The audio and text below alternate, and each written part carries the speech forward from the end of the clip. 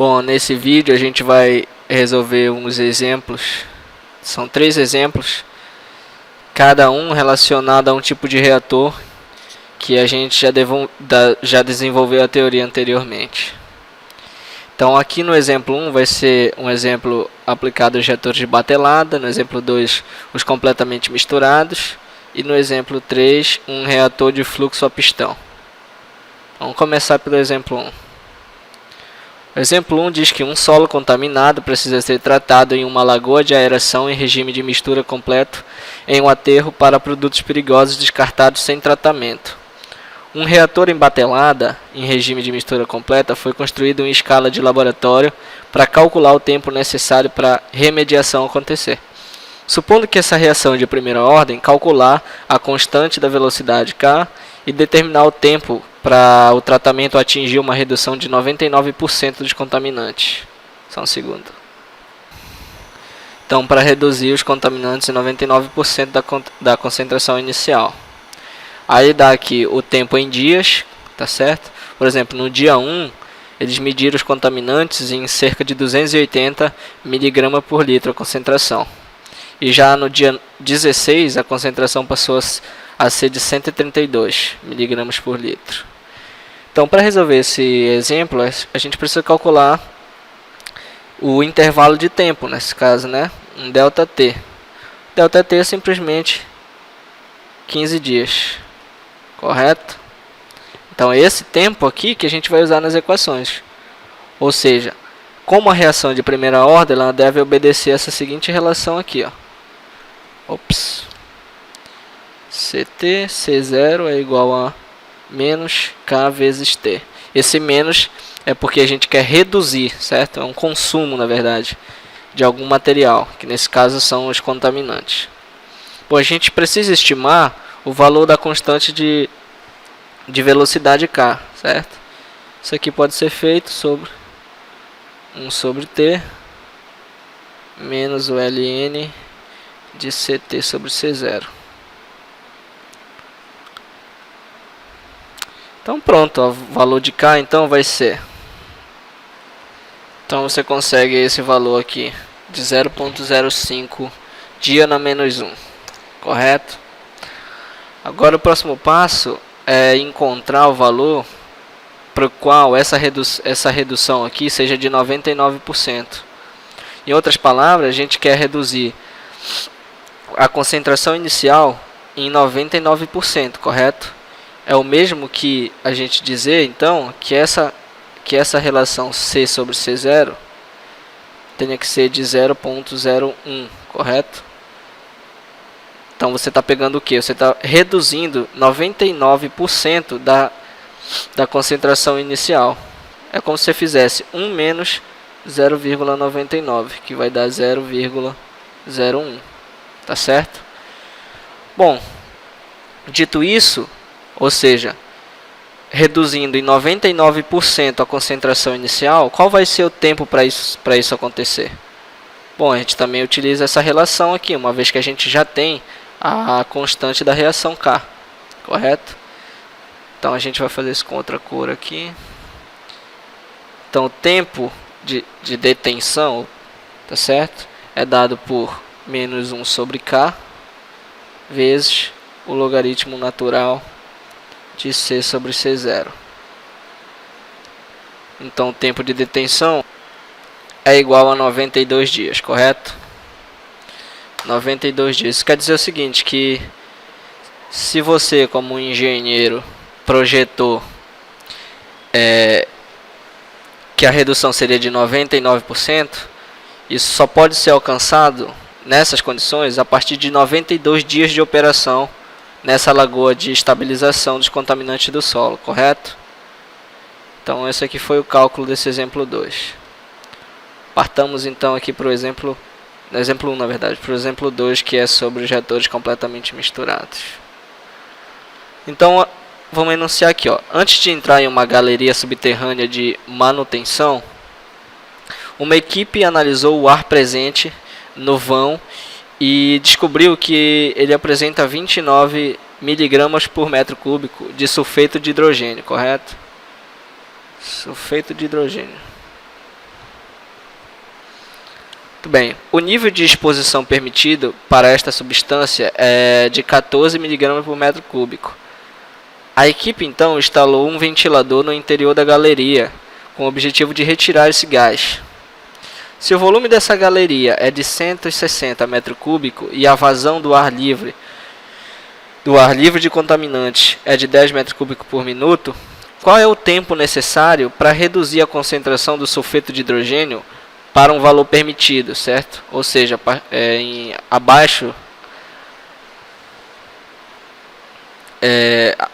abaixo desse nível aqui, correto? De 14 mg por metro cúbico. Suponha que a galeria se comporte como um reator de mistura completa, certo? Aqui está em português, mas é um CSTR. E que suponha que a galeria se comporte como um RMC e que o sulfeto de hidrogênio seja inerte, ou seja, ele não reage com qualquer outro componente nesse sistema. Beleza, então vamos lá, vamos resolver. Então, para resolver, a gente vai ter que calcular primeiro o tempo de detenção do sulfeto de hidrogênio, tá certo? O tempo de detenção do sulfeto de hidrogênio, que vai ser o volume da galeria pela vazão do ar livre de poluição. Isso é igual a 160 metro cúbico dividido por 10 metro cúbico por minuto. Fazendo esses cálculos, você chega aos valores de 16 minutos. Bom, o próximo passo então é calcular o tempo necessário para reduzir a concentração de sulfeto de hidrogênio para o valor permitido, correto? Lembre-se que é o tempo de detenção, não o tempo na qual a concentração é atingida. Então são tempos diferentes, é isso que a gente vai mostrar agora. A gente sabe que CT sobre C0 para esse reator é dado pela exponencial de menos T sobre o tempo de detenção, correto? Tempo de detenção. Então a gente só precisa isolar esse T aqui, que é o tempo na qual essa concentração final é atingida, correto? Bom, o valor permitido então não é de 14 mg por metro cúbico, tá certo? Que deve ser esse CT. Então a gente vai ter o seguinte: 14 dividido pela concentração inicial, que é de 29, né? Que é de 29, deve ser igual a exponencial menos T. Esse T é onde essa concentração final é atingida, dividido pelo tempo de detenção hidráulica, que é 16 minutos. Se a gente resolver isso para T, a gente encontra o valor de aproximadamente 12 minutos. Tá certo? Isso quer dizer o seguinte, que uma vez que esse limite aí é de 0,14, tá certo? Você ainda vai estar exposto a ele a 12 minutos. Então vale ressaltar que como esse gás é extremamente tóxico, certo? Uma longa exposição a esse gás aqui tende a inibir os sentidos do olfato. Ele é extremamente perigoso quando se trata de escavações de minas subterrâneas. É por isso que essas mortes por inalação de sulfeto de hidrogênio é bastante comum nas mineradoras nos Estados Unidos, correto?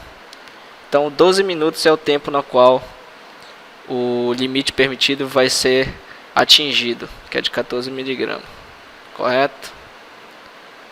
Então beleza, vamos lá para o exemplo 3, que é referente a um reator de fluxo pistonado. Então um PFR é desenvolvido para ser destinado a tratar um afluente, tá certo? É o que entra, corrente, contendo 250 mg por litro de ácido acético a uma taxa de fluxo de 300 litros por minuto. A remoção que ocorre é de segunda ordem, onde a taxa de reação constante K é de 0,075 litro dividido por miligrama vezes hora. ele pede para determinar o tempo de detenção em horas para atingir 90% de remoção do ácido acético e o volume do reator, certo? Para obter essa remoção de 90%. Correto? Então, vocês percebem aqui que a reação que ocorre agora é de segunda ordem, correto? Então vai mudar um pouquinho as equações que a gente desenvolveu. Mas o procedimento é bem simples. Vamos lá. Primeira coisa que a gente tem que fazer é calcular o percentual, certo? A concentração do ácido acético no efluente. Que isso pode ser feito por uma fórmula bem simples, que é a fórmula da remoção percentual, certo? Remoção percentual, que é dada pela concentração na entrada menos a concentração na saída dividido pela concentração na entrada. Tudo isso vezes 100 para dar em porcentagem. Então, a remoção percentual, como ele já está dando para a gente aqui, ó, 90%, né, a gente tem que remover 90%. Isso deve ser concentração inicial que está entrando no reator, correto? Que é de 250, menos a concentração que sai no efluente, que a gente não conhece, dividido por 250. Tudo isso vezes 100. Resolvendo para a concentração que sai, então a concentração do efluente que sai do reator de fluxo pistonado vai ser simplesmente 25 mg por litro. Correto? Bom, dito isso, agora a gente precisa calcular o tempo de detenção para uma reação de segunda ordem, né? A gente já sabe como calcular isso. O tempo de detenção para uma reação de segunda ordem é 1 sobre K dividido 1 sobre T menos 1 sobre C0. CT menos 1 sobre C0, correto? K a gente já tem, CT a gente já tem, C0 a gente já tem. Então fica fácil calcular que o tempo de detenção nesse reator é simplesmente 4,8 horas. Então, cada partícula permanece no reator cerca de 4,8 horas. Aproximadamente 5 horas, correto?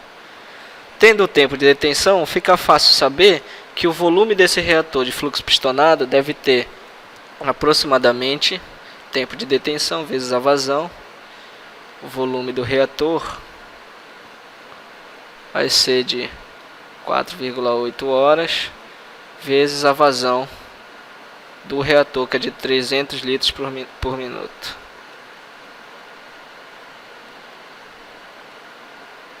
Correto? Fazendo as transformações de unidades aqui e tudo mais, você encontra que o volume do reator é de 86,4 horas. Que horas? Metros cúbicos, volume. Tá certo? Então, um reator relativamente volumoso, correto? Então, essas aqui são algumas aplicações da teoria de reatores e reações. A gente termina isso por aqui, então.